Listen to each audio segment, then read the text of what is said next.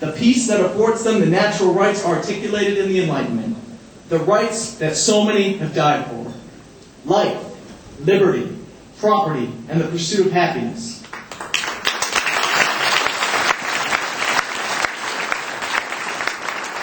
Mr. Kucinich, on behalf of everyone who's seated before you tonight, I offer you praise for your courage, both in the past and in your decision to be here tonight. And on behalf of the American Federation of Ramallah, Palestine, I am honored to have the pleasure of presenting America's most courageous congressman, Dennis Kucinich.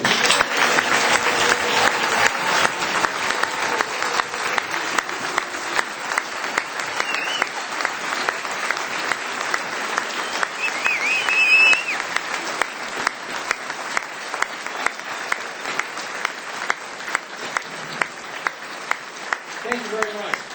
Thank you. Thank you very much. It's very humbling to receive an introduction like that, and I want to thank you. Kevin, I want to thank you for the time that you put into that, for the thoughtfulness of your remarks. I'm very much honored to be here with you, my brothers and sisters of Ramallah, who are celebrating this important occasion of a 50th anniversary. The kind of effort that goes into creating anything new is extraordinary. And to be here at a moment where you can reflect on the continuity of commitment which you have to each other is an important moment, not only in the history of Ramallah, with the Honorable Mayor being here, but also in the history of this community and this country. It is noteworthy that this celebration occurs at a time when we are recognizing the 232nd anniversary of the Declaration of Independence.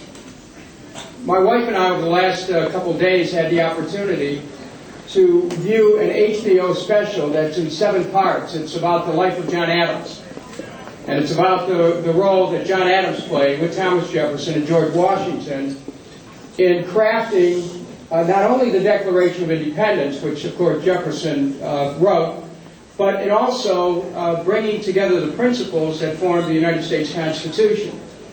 When we see the conjunction of this beautiful celebration of 50 years of this Ramallah organization and 232 years of our national experience under a Declaration of Independence, we come to a powerful affirmation of the powerful message of human rights that Thomas Jefferson wrote in that declaration. We hold these truths to be self-evident, that all men are created equal, that they are endowed by their Creator with certain inalienable rights, life, liberty, pursuit of happiness, and he goes on, and he went on to write that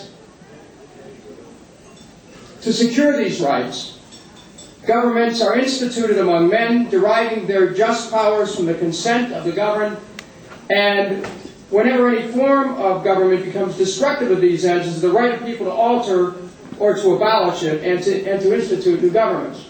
This was a very risky statement that was made at the time. It was so risky that when the Declaration was written, at the end of the Declaration, everyone remembers these words, there was a pledge that people made to each other. They pledged their lives, their fortunes, and their sacred honor. Literally everything they had was put right there for all to see. And of course, there were those who were nervous about confronting the enormous power of the king. And there were others who understood that the cause of human freedom was not going to be denied. They felt it. They felt it in their hearts. They felt it in their souls. When I read the words of the Palestinian national anthem, "My country, my country, my country," I'm reminded of what Benjamin Franklin said, "Wherever there is freedom, that is my country." The idea of a place that we all have called home is not just a political fact, it is a spiritual precondition for who we are We call America our home, but we all have many places we call home that make up who we are. And Ramallah, home. Palestine, home. The Middle East, home. This planet, home. We are one. The world is interconnected and is interdependent, and we must recognize that the rights of all people have to be respected, and to me, that is simply a matter of justice.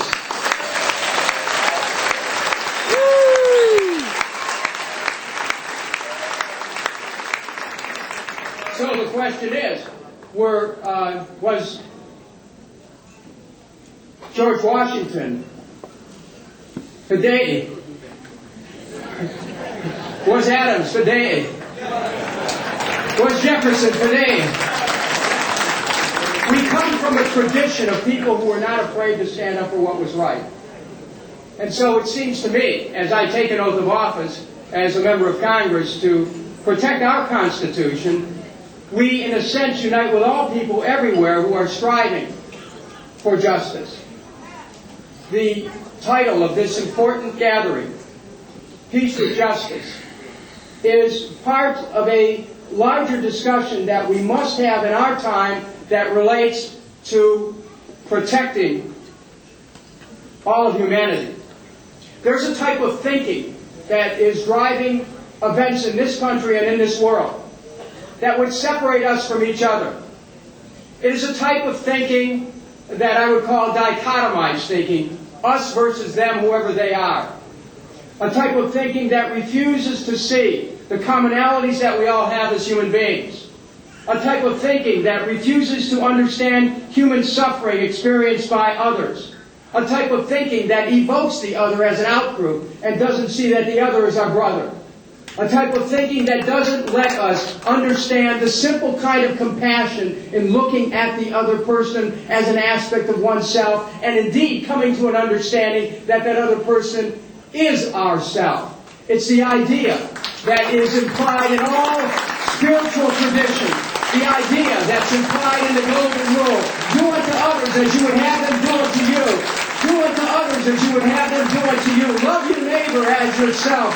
We are here today to celebrate a tradition of lifting up the human spirit, a tradition that brings all of us together in celebrating Ramallah and in celebrating the United States of America and in the common traditions that we have in our place that we call our country.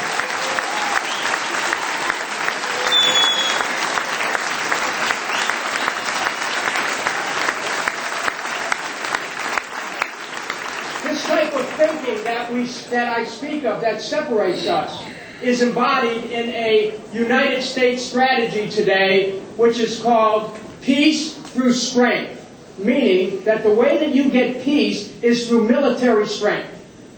And so what do we have as a result? We have policies of preemption, unilateralism, first strike. The dead ends of doctrine in this country that have taken us into wars based on lies, that would take us into still another war based on lies, that separate us from the rest of the world, and that take this tremendous experiment of democracy that was brought about by Jefferson and by Adams and by Washington, and that would dash it on the stones of infamy by the abuse of power. It is time we stood up for what is good and right in the United States of America and take our country in a new direction of strength through peace.